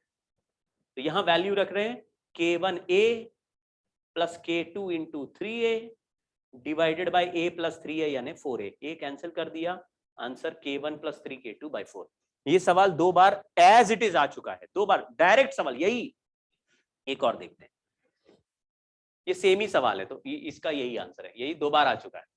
चलिए, ये भी सीरीज पैरेलल का क्वेश्चन है, आप एक बार ट्राई कीजिएगा, लेकिन अगर इसको लॉजिकली देखेंगे तो भी आपको समझ में आ जाएगा। देखो यहां पे लिखा है ये एक स्लैब है, उसके आगे 3 स्लैब्स और हैं, ऐसे और ऐसे 2 स्लैब्स ये रहे, ये 3 है, यानी कि ये ए स्लैब है, ये बी सी डी है, और फिर एक स्लैब ये ई वाला है, ठीक है? तो अगर सबके अलग अलग रेजिस्टेंस निकालें तो आर ए का रेजिस्टेंस लिख सकते हैं। देखो ये लेंथ दिया है L, ये यहां से यहां तक ये L है, ये 5L वाला पॉइंट है, यानी कि ये डिस्टेंस हो जाएगा 4L, तो इसका लेंथ है 4L और यहां का लेंथ भी है L। इसका L प्लस यहां से लेकर 0 से 4L है, यानी पूरा एरिया यहां पे 4A हो गया, यहां तक का एरिया A हो गया, ये एरिया 2A हो गया, ये एरिया भी A हो गया, और इसका एरिया भी 4A हो गया। तो ये एरिया लिख दिए, ठीक है, तो आर ए का वैल्यू लिख रहे हैं, इसका कांस्टेंट है एल बाई के ए लिखना है, तो एल बाई इसका लेंथ एल है और एरिया ए, तो एल बाई के का वैल्यू 2k, एरिया का वैल्यू 4a, यानी एल बाई 8ka। आरबी का वैल्यू लिख रहे हैं, आरबी एल की जगह 4l लिखेंगे, तो 4l बाई एरिया का वैल्यू है a और k का वैल्यू है 3k, तो 3k इंटू a, यानी 4l बाई 3ka। आरबी का वैल्यू हो गया। आरसी का वैल्यू निकाले तो लेंथ का वैल्यू 4l, एरिया का वैल्यू 2a और उसका वैल्यू 8k, तो 4k इंटू 2a, तो 8ka। ऐसे ही आर डी का वैल्यू निकालते हैं तो लेंथ का वैल्यू 4l, एरिया का वैल्यू a और k का वैल्यू 5, तो 5ka, 5ka। ये आरसी, आरडी और आरबी आ गया। अब आर ई लिखते हैं, आर ई, तो आर ई का वैल्यू है एल, लेंथ है एल, देखो 5l से 6l, यानी ये लेंथ एल है, और एरिया का वैल्यू 4k और 6k और एरिया का वैल्यू 4a, तो l बाय 64 ka आ गया। तो हमें ऐसा लग रहा है कि आर ई सबसे छोटा रेजिस्टेंस है। आप कंपेयर करो, l बाई 8 है, ये 4l बाई 3 है, 4l बाई 8 है, 4l बाई 5 है, और ये सबसे छोटा रेजिस्टेंस है। ठीक है, एक तो ये हमें पता चल गया। तो अगर मैं ए और ई के कंपैरिजन में पूछूं तो सबसे छोटा रेजिस्टेंस है, जितना करंट ए से जाएगा उतना करंट ई से बाहर निकलेगा, तो ई में सेम करंट है जितना ए में है, लेकिन ई का रेजिस्टेंस कम है। तो मैं अगर ऐसे बनाऊं कि एक रेजिस्टेंस यहां है, फिर 3 रेजिस्टेंस बीच में है, आर बी, आर सी और आर डी, ये 3 मिलके फिर उसके बाद ये आर ई है, ये आर बी है, ये आर सी है, ये आर डी। तो यहां का रेजिस्टेंस बहुत ज्यादा और यहां का रेजिस्टेंस बहुत कम है, करंट सेम है, तो यहां का टेम्परेचर डिफरेंस या पोटेंशियल डिफरेंस भी कम होगा, क्योंकि पोटेंशियल डिफरेंस होता है आई इंटू आर। तो इसका रेजिस्टेंस कम है, सबसे कम रेजिस्टेंस है, और करंट सेम है। लेकिन आप कह सकते हैं सर इनका रेजिस्टेंस भी तो हमने पता, अभी मिला के देखना पड़ेगा कि सारा रेजिस्टेंस कितना आ रहा है, मिला के देख लेंगे, लेकिन ये रेजिस्टेंस सबसे कम है क्योंकि ये इंडिविजुअल किसी भी रेजिस्टेंस से कम। ठीक है, तो अब जब 2-3 रेजिस्टेंस पैरेलल में मिलाओगे तो आपको इफेक्टिव रेजिस्टेंस, जैसे पैरेलल में हम ये मिलाएं तो इफेक्टिव कांस्टेंट बना सकते हैं इसका तुरंत, ये इसका तुरंत कांस्टेंट बना सकते हैं, 4k है और ये 5k है, तो हमारा आंसर हो जाएगा k1a1 यानी 3ka plus 4k into 2a plus 5ka upon 4a, ए कैंसिल कर दिया, तो ये 5 प्लस 8 प्लस 3, 5 प्लस 3 होता है 8, 8 प्लस 8 होता है 16, 16 बाय 4 करेंगे तो 2k आ जाएगा, यानी कि ये 3 डिब्बे जो हैं ये इफेक्टिवली 2k के बराबर है, 2k। इस डायग्राम को अगर मैं दोबारा ड्रॉ करूं तो मुझे ऐसा लग सकता है, देखो मैं इसको फिर से बना रहा हूं, मतलब आपको ऐसा लगना चाहिए कि पहला रेजिस्टेंस, ये तीन डिब्बे मिला के 2k के बराबर हो गए, 2k इफेक्टिव हो गया इनका, तो पहला वाला डिब्बा 2k का है, दूसरा डिब्बा भी 2k का है, और तीसरा डिब्बा 6k का है। पहले डिब्बे में पहला आर ए रेजिस्टेंस है, दूसरा R B R C R D मिला के है, ये भी 2k का डिब्बा है, तो उसका रेजिस्टेंस L बाई KA आया।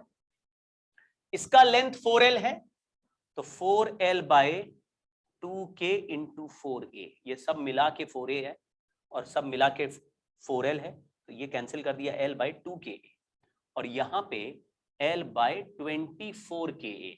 अब इन तीनों को कंपैरिजन किया मैंने L बाई 8ka, तो सबसे छोटा रेजिस्टेंस ये है, जिसका रेजिस्टेंस सबसे कम होगा उसका टेम्परेचर डिफरेंस भी सबसे कम होगा, इसलिए सवाल में लिखा है। पहले तो ये लिखा heat flown through A and E slabs are same, ये बिल्कुल सही है क्योंकि ए और ई सीरीज है, ए वाला और ई वाला सीरीज है, तो जो करंट यहां से एंटर करेगा वही ई से जाएगा, पहला वाला सही है। Heat flow through slab E is maximum, गलत, ए और ई सेम है तो मैक्सिमम तो हो ही नहीं सकती। Temperature difference across slab E is smallest, ये सही है क्योंकि सबसे छोटा रेजिस्टेंस है। Heat flow through C equal to heat flown through B plus heat flown through D, ये मिला के देख लेते हैं, ये कैलकुलेट और करना पड़ेगा। कैसे कैलकुलेट करेंगे? जैसा लिखा हुआ है हीट फ्लोन थ्रू सी, तो सी का वैल्यू इफेक्टिव है 4K और इसका है 2K एंड 5K, तो ये दोनों एक जैसे हैं। तो जब एक जैसे शेप के डाइलेक्ट्रिक हो और पैरेलल हो तो उनका इफेक्टिव कैसे निकालेंगे? के इफेक्टिव तो तुम बोलोगे 3K plus 5K by 2, K1 plus K2 by 2, तो 3K प्लस 5K बाई 2 करोगे तो ये दोनों मिलके 4K हो जाएगा। तो बीच वाला भी 4K और ये दोनों भी 4K, तो दोनों मिलके उतना ही रेजिस्टेंस बना रहे हैं जितना ये अकेला बना रहा है। इसका मतलब ये दोनों मिलके उतना ही करंट फ्लो करेंगे जितना ही करेगा, तो ये वाला आंसर भी सही हो जाएगा। तो आप सीरीज पैरेलल थोड़ा सॉल्व करना पड़ता है, सॉल्व करेंगे तो आंसर आ जाएगा। जैसे ये भी है, इसमें भी सीरीज पैरेलल का सवाल है, ये आपके लिए होमवर्क है, लेकिन मैं एक तो थोड़ा सा हिंट देता हूं। मान लीजिए लिखा हुआ है कि ये रॉड ए बी जो है, यहाँ ए से बी, इसका लेंथ 2L है, जबकि बीच का लेंथ L दिया है, मतलब ये लेंथ L/2 बचा और ये लेंथ भी L/2 बचा। यहाँ पे L/4 है, ये भी L/4 है, ये बीच का लेंथ भी L है। हम क्या करते हैं, L/2 का रेजिस्टेंस को मान लेते हैं R, तो L का रेजिस्टेंस को लिख देंगे 2R और L/4 के रेजिस्टेंस को लिख देंगे R/2। अब मैंने क्या लिखा, यहां पे L/4 है तो इसको R/2 लिख दिया, बीच का L है उसको 2R लिख दिया, ये वाला L/4 है तो उसको R/2 लिख दिया और बीच में जो L है उसको 2R लिख दिया, इस L/2 को R लिख दिया, इसको R लिख दिया। अब मैं सर्किट रीड्रॉ कर रहा हूं। A से चले तो एक रेजिस्टेंस R है, ऊपर के रास्ते में R/2 है, फिर 2R है, फिर R/2। ये तीनों सीरीज है, देखो ये तीनों सीरीज है, क्योंकि यहां से जो करंट एंटर करेगा वही इधर जाएगा, वही इधर जाएगा। तो सीरीज सॉल्व करने में सीधा ऐड कर देते हैं। तो ऊपर के रास्ते में टोटल रेजिस्टेंस लिख दिया 3R, आप खुद दिमाग लगाओ कैसे हुआ। बीच के नीचे वाले रास्ते में रेजिस्टेंस है 2R और फिर यहां पे लिख दिया R। यहां हो गया B, यहां हो गया A। अब पूछा स्टेडी स्टेट में temperature difference between P and Q निकालना है। P और Q का, यहां P और Q, अगर इन दोनों को मैं ऐड कर दूं, इन दोनों को पैरेलल में ऐड कर दूं, तो P और Q के बीच में R इफेक्टिव रेजिस्टेंस जो आएगा वो 3R into 2R upon 3R plus 2R ऐसे हो जाएगा 6R/5। तो ये दोनों मिला के मैंने इसको R लिखा, P हो गया, यहां पे Q हो गया और फिर R हो गया, यहां B लिख दिया, यहां पे A लिख दिया और इस बीच के रेजिस्टेंस को 6R/5 लिख दिया। अब जो भी करंट फ्लो करेगा वो पूरे में जो करंट जाएगा वही P से Q में भी जाएगा। तो अब मैं जल्दी से लिख देता हूं, टोटल पोटेंशियल डिफरेंस को लिख दिया है, यहां पे टेम्परेचर डिफरेंस दिया 120 डिग्री टेम्परेचर डिफरेंस। यहां R है, ये R है, ये 6R/5 है, तो लिख दिया 120 डिग्री का temperature difference divided by total resistance, total voltage upon total. तो R plus 6R/5 plus R, ये सीरीज है, इक्वल टू, इसका टेम्परेचर डिफरेंस पता नहीं, उसको डेल्टा T लिख दिया अपॉन इसका रेजिस्टेंस 6R/5 है वो लिख दिया।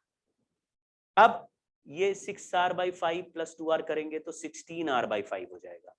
तो 16R/5 से 5 कैंसिल कर देंगे, ये पूरा 16R/5 हो जाएगा। पहले कैलकुलेट करके फिर कैंसिल करना है। इसको इधर सॉल्व कर देता हूं, तो 120 divided by 16R/5 equal to delta T divided by 6R/5। 5 से 5 कैंसिल हो गया, R से R कैंसिल हो गया, 3 इधर मल्टीप्लाई कर दिया, तो 120 इंटू 6 अपॉन 16, तो 4 से कैंसिल करा तो ये 30 हो गया, ये 4 रह गया। यहाँ 180 डिवाइडेड बाय 4 करेंगे तो डेल्टा T का वैल्यू 45 डिग्री आ जाएगा। कहानी सॉल्व हो गई। इस तरह के सीरीज पैरेलल के क्वेश्चंस इजीली सॉल्व हो जाएंगे। अब थोड़ा सा आपको, अगर मैं तो स्पीड तेज से ही चल रहा हूं, लेकिन आपको अगर लग रहा है कि स्पीड बहुत तेज है तो थोड़ा पॉज करके पानी पी लो, 2 मिनट रुक जाओ। मैं आगे का कॉन्सेप्ट सिखा रहा हूं, किरचॉफ्स करंट लॉ। ये भी जो बच्चे पढ़ते हैं करंट इलेक्ट्रिसिटी उन्होंने सुना है, लेकिन मैं सभी के हिसाब से यानी 11th के हिसाब से भी बता दे रहा हूं। मान लीजिए किसी एक जंक्शन पे यहां से करंट I1 आया, यहां से करंट I2 आया और यहां से करंट I3 आया, तो रूल ये है कि I1 plus I2 plus I3 को आप इक्वल टू 0 लिख दीजिए। ये किरचॉफ्स लॉ होता है। इसका मतलब जितना करंट जंक्शन में आएगा उतना बाहर जाना चाहिए, यानी सभी के करंट का सम 0 हो जाएगा जंक्शन पे। इसका लॉजिक यही है कि अगर आप एक तरफ से करंट आ रहा है तो दूसरी तरफ बाहर जाना चाहिए, लेकिन हमने तो तीनों तरफ से आते हुए मान लिया। इसका मतलब है कम से कम एक आंसर नेगेटिव जरूर होगा। तो सभी आंसर को ऐड करके 0 कर दो अगर वो एक ही जंक्शन पे आते हुए दिख रहे हैं, नहीं तो जो आ रहा होगा उसको प्लस लिखो और जो जा रहा होगा उसको माइनस लिखो, माइनस लिख के ऐड करो। जैसे हम कह रहे सर ऐसा भी तो इसको लिख सकते थे कि ये I1 है और ये I2 है, ये आ रहा है ये आ रहा है लेकिन ये जा रहा है, लेकिन हमने तो आते हुए को I2 बोला, तो तुम कहोगे अगर आने वाले को I2 बोलेंगे तो इसका रिवर्स डायरेक्शन को -I2 बोलेंगे। तो सर अब तो ये लग रहा है कि I1 और I3 आ रहे हैं और -I2 जा रहा है, तो रिजल्ट क्या हुआ कि जितना आता है जंक्शन पे उतना ही दूर जाता है। तो देखो I1 + I3 = -I2। आप ये देखो और ये देखो, दोनों रिजल्ट सेम है। तो आपको उससे फर्क नहीं पड़ता कि करंट आता हुआ ऐड कर रहे हैं कि जाता हुआ सब्ट्रैक्ट करके इक्वल कर रहे हैं। आपको क्या करना है, बिल्कुल माइंडलेस चलना है और जितना भी करंट जंक्शन पे आता हुआ दिखे उसको 0 कर देना सम करके। मैं लेकिन इसको यहां पे आपको बताता हूं कि कैसे यूज करना है। मान लीजिए हमारे पास 3 रॉड्स हैं या 4 रॉड्स हैं, चलो अरे 4 रॉड्स हैं। इन चारों रॉड्स में मान लीजिए यहां का टेम्परेचर T है, इधर का टेम्परेचर T1 है, यहां का T2 है, यहां का T3 है, यहां का T4 है। आपको ये नहीं पता कि टेम्परेचर T क्या है। जब पता ही नहीं है तो तुमको ये नहीं पता कि ये हायर टेम्परेचर है T1 से या लोअर टेम्परेचर T1 से। तुमको ये भी नहीं पता कि करंट इससे बाहर जाएगा, यानी हीट बाहर की तरफ जाएगी या अंदर की तरफ आएगी। तो आपको जब कुछ नहीं पता तो आप अपनी मर्जी से कुछ भी मान के डायरेक्शन कुछ भी लेके सम करके 0 कर दीजिए। जैसे हमने मान लिया कि हीट इधर से आ रही है, तो तुमने ये अपने मन में अज्यूम कर लिया कि T1 बड़ा है T से। हमें मालूम नहीं वैल्यू, लेकिन हमने मान लिया T1 T से बड़ा है और करंट आ रहा है। तो अब मान लीजिए इसका रेजिस्टेंस R1 है, तो आप लिखोगे T1 - T अपॉन R1। ये पोटेंशियल डिफरेंस अपॉन रेजिस्टेंस किया, T1 - T अपॉन R1। ये क्या आ गया, करंट। इस ब्रांच का करंट आ गया। तो इस ब्रांच में कितना करंट है सर, इसमें भी तो नहीं पता कौन सा बड़ा है। मैं वही तो बोल रहा हूं, इससे फर्क ही नहीं पड़ता आप किसको बड़ा ले रहे किसको छोटा। आप अगर करंट आता हुआ मानेंगे तो ऐड करेंगे और अगर जाता हुआ मानेंगे तो उसको इक्वल टू के बाद लिखेंगे। तो सबको आता हुआ ही मान लो और सबको ऐड करके 0 लिख दो। तो यहां से करंट आ रहा है तो क्या लिखेंगे, T2 - T अपॉन R2। इसका रेजिस्टेंस R2 है, इसका R3 है, इसका R4 है। फिर तीसरे वाले रॉड में क्या लिखेंगे, इसमें भी आ रहा है तो T3 - T अपॉन R3, ऐसे ही T4 - T अपॉन R4 और सबका सम कर दिया 0। अगर सब जा रहे हैं जंक्शन की तरफ तो सम करके 0 कर दो। अगर जंक्शन में कुछ जा रहे हैं और कुछ जंक्शन से दूर जा रहा है तो जंक्शन की तरफ वालों को ऐड कर दो और जो दूर जा रहा है उसको इक्वल टू के आगे लिख दो। अगर सबको तो इससे फर्क नहीं पड़ता है कि सर असली में क्या हो रहा है, असली नकली से कोई फर्क नहीं पड़ता। अपने आप कोई एक आंसर नेगेटिव आ जाएगा जो ये प्रूव करेगा कि सारे करंट अंदर की तरफ जंक्शन में नहीं आ रहे होंगे, कोई ना कोई बाहर जा रहा होगा। तो तुम जब कैलकुलेट करोगे तो कोई ना कोई एक आंसर नेगेटिव आने लगेगा। चलिए खैर, जैसे ये सवाल है, यहां का टेम्परेचर मैंने T मान लिया। अब मान लीजिए एक रॉड है, यहां 10 सेंटीमीटर, ये 20, ये 30। हमको पता है rod made of same material and same cross section area है, तो 10 सेंटीमीटर वाले का रेजिस्टेंस R लिखा, तो 20 का रेजिस्टेंस 2R और 30 का रेजिस्टेंस 3R लेना पड़ेगा। रो मतलब L/KA है, तो लेंथ बड़ा रेजिस्टेंस ज्यादा।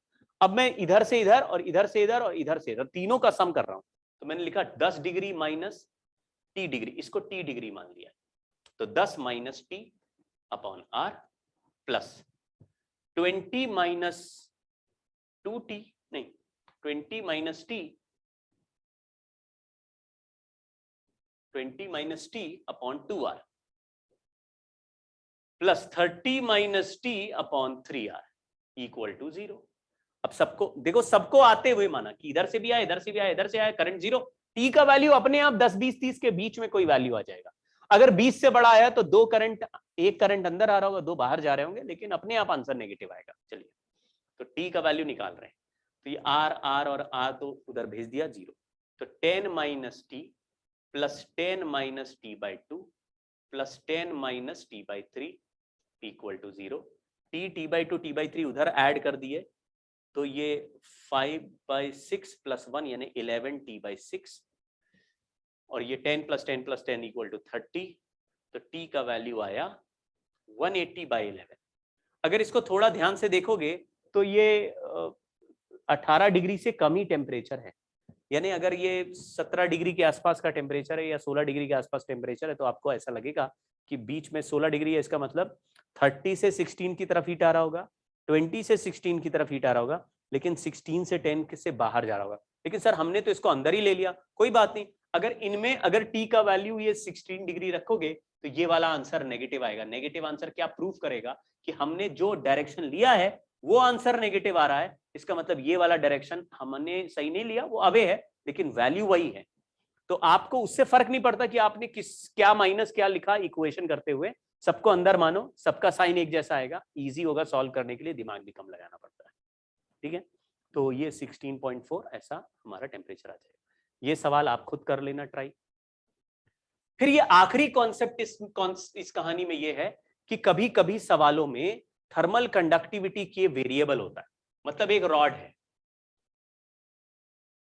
उसका के डिस्टेंस के साथ बदल रहा है। ये रॉड का एंड x इक्वल टू 0 है, ये रॉड का end x equal to l है, और यहां पे x डिस्टेंस पे जाने पर थर्मल कंडक्टिविटी k का वैल्यू ऐसे k1x प्लस k2 ऐसा दे दिया। आपने कहा यार ये तो कांस्टेंट नहीं है, वेरिएबल हो गया। तो जब भी कांस्टेंट नहीं है, क्या चीज, या तो वेरिएबल एरिया है या वेरिएबल थर्मल कंडक्टिविटी है, then take ds segment at distance x from one end। एक एंड से x पे जाओ, dx का एलिमेंट कट करो। तो क्या लिखना है, dq by dt। अगर मैंने ऐसे dx का छोटा सा एलिमेंट कट किया तो ये छोटा पतला सा एलिमेंट है, इसी का थर्मल कंडक्टिविटी आपको x के रिस्पेक्ट में दिया है क्योंकि x पे कट किया। तो dq by dt को हम थर्मल करंट कहते हैं, मैंने उसको I थर्मल लिख दिया, I thermal. dq by dt is I thermal equal to, जैसे v इक्वल टू IR वाला I होता है ना, I equal to KA dt by dx। अब आप समझो, KA delta T by L होता है, यहां का टेम्परेचर T1 है, यहां का T2 है, और यहां का टेम्परेचर डिफरेंस dt है। तो KA dt by dx, यहां माइनस इसलिए लगा दिया क्योंकि अगर मैं हायर टेम्परेचर से लोअर टेम्परेचर की तरफ जा रहा हूं तो x आगे बढ़ने से टेम्परेचर घट रहा है। अगर T1 ग्रेटर देन T2 है तो यहां माइनस इसलिए लगाया क्योंकि x बढ़ाने पर x आगे जा रहा है तो टेम्परेचर घट रहा है, इसलिए dt by dx नेगेटिव, इसलिए माइनस लगाया। अगर आप लोअर से हायर की तरफ जाएंगे तो आपको प्लस लगाना है, ये माइनस की ज्यादा चिंता मत करना। ठीक है, अब आपको क्या इसमें लिख दिया, I is equal to minus KA dt by dx। अब सॉल्व कैसे करना है, इसमें k का जो भी फंक्शन गिवन है, फंक्शन गिवन होगा, या फिर एरिया का जो भी फंक्शन गिवन है वो इसमें रख देंगे। जैसे इस सवाल में एरिया पूरा एक जैसा चल रहा है, लेकिन या तो k वेरिएबल होगा या एरिया वेरिएबल होगा, ऐसे भी तो हो सकता है। देखो ऐसे एक ट्रंकेटेड ऐसे फ्रस्टम बना हुआ, आपको बोल रहा है कि इधर का टेम्परेचर T1 इधर का T2 है, कांस्टेंट k तो k है, ये नहीं बदल रहा, लेकिन आप देखो इधर पतला इधर मोटा होता जा रहा है, यानी एरिया बदल रहा है। तो ऐसे में तुम x पे dx कट करोगे तो यहां dx के ऊपर जो पतला सा एरिया है उस एरिया का as a function of x बनाना पड़ेगा आपको। x पे dx कट किया, ये थोड़ा सा डिफिकल्ट पार्ट है, ये x इक्वल टू 0 वाला है, ये x इक्वल टू a है। तो आप इसमें एरिया निकाल सकते हो, एरिया का फॉर्मूला होता है पाई आर स्क्वायर, और यहाँ पे जो रेडियस है, मान लो यहाँ का रेडियस r1 है और यहाँ का रेडियस r2 है, तो रेडियस x डिस्टेंस पे आएगा mx प्लस c से, ये रेडियस लीनियरली बढ़ रहा है तो हमने लिखा r1 plus r2 minus r1 x by l। ये देखो मैंने mx m r2 minus r1 by l, देखो स्लोप आपको दिख रहा होगा, ये रेडियस r1 है तो यहाँ का रेडियस r1 हो गया, तो मतलब ये डिस्टेंस हो गया r2 माइनस r1, ये वाला, और ये लेंथ l है, तो बताओ यहाँ पे स्लोप कितना हुआ, आप लिखेंगे r2 minus r1 by l mx plus c। जो लोग चालाक है वो समझ गए होंगे, ये रेडियस हमने निकाल दिया, इस रेडियस को यहाँ रखेंगे तो area as a function of x आ जाएगा। किसी भी सवाल में देखो बच्चों, या तो x का फंक्शन k का कोई फंक्शन दिया होगा वो रखना पड़ेगा, या फिर एरिया का कोई फंक्शन दिया होगा या एरिया हमें कैलकुलेट करना पड़ेगा, वो रखना पड़ेगा, और रख के फिर एक साइड ले जाओ, जैसे आई dx ऊपर भेज दिया अपॉन के या a equal to minus dt। इसको इंटीग्रेट करोगे, अगर ये x के फंक्शन है तो इधर इंटीग्रेट करोगे, अगर ये टाइम के फंक्शन है तो इधर इंटीग्रेट करोगे। एनीवे दोनों साइड में कुछ इंटीग्रेशन सॉल्व करके आंसर बन जाएगा। कहने का मतलब ये है कि अगर आपको कुछ वेरिएबल दिखे तो करंट इक्वल टू माइनस के ए dt बाई dx से करना है, के ए डेल्टा टी बाई एक्स नहीं करना। एक सवाल देखो, यहां पे k का वैल्यू ऐसे दिया alpha by T, a by T ऐसा दे दिया, लिखा rod is fully insulated from material whose thermal conductivity varies with temperature as k is equal to a by t, a is constant, rod varies with temperature from temperature T1 T2 temperature as a function of x बताना है। तो इसको solve करना कैसे है, देखिए जरा, हमने लिखा I is equal to k की जगह लिखा k a dt by dx, यहां लगाया माइनस, इंटीग्रेशन कर दिया, ठीक है। अब क्योंकि अभी इंटीग्रेशन नहीं करा, I dx इक्वल टू, अभी पहले इंटीग्रेशन साइन नहीं लगाएंगे, पहले तो dx और dt को अलग अलग कर देते हैं। तो यहां t है, t को dt के साथ रखो और dx को ऊपर भेज दो। I dx by a is minus alpha dt by t। इसका इंटीग्रेशन करा, इसका इंटीग्रेशन करा, इसका इंटीग्रेशन करा 0 से l, और इसका इंटीग्रेशन करा t1 से t2, t1 से t2। तो हमारा जो आंसर बना वो बना I L by a is equal to alpha ln t1 by t2। फिर यही इंटीग्रेशन दोबारा करा, अब की 0 से x करा I dx by a, और फिर यही इंटीग्रेशन हमने दोबारा करा लेकिन t1 से t तक। ये देखो इंटीग्रेशन दोबारा क्यों कर रहे हैं, क्योंकि एक बार इंटीग्रेशन 0 से l करा तो टेम्परेचर एक जगह पे t1 दूसरी जगह t2 है, लेकिन सवाल में पूछा है टेम्परेचर एट x बताओ, तो टेम्परेचर को t मान लिया और 0 to x इंटीग्रेट करा तो t1 से t तक इंटीग्रेशन करा। तो यही आंसर में अब l की जगह x आ जाएगा, I x by a is equal to ln और t1 by t। अब जरा ये दोनों रिजल्ट को आप ऐड कर दीजिए या डिवाइड कर दीजिए तो कुछ एक रिजल्ट आपको बनता हुआ नजर आएगा। जैसे इसको ऐसे पावर ln वेलन हटा दो, कुछ पावर करो फिर डिवाइड करो, तो आपको इनमें से एक रिजल्ट बनता हुआ नजर आने लगेगा। तो आज के क्लास में हमने ये, तो लास्ट वाले पार्ट को एक दो बार और देखना, थोड़ा ट्रिकी है लेकिन बाकी चीजें बहुत सिंपली याद हो जाएंगी। अगर इफेक्टिव थर्मल कंडक्टिविटी के केसेस आपने बहुत अच्छे से कर लिए तो आपको बहुत फायदा होगा, और इफेक्टिव रेजिस्टेंस वाले भी। आगे कुछ सवाल और हैं जो मैं आपको इसमें भेज दूंगा पीडीएफ के साथ, तो आप वीडियो को देखिए, एंजॉय कीजिए। नमस्कार।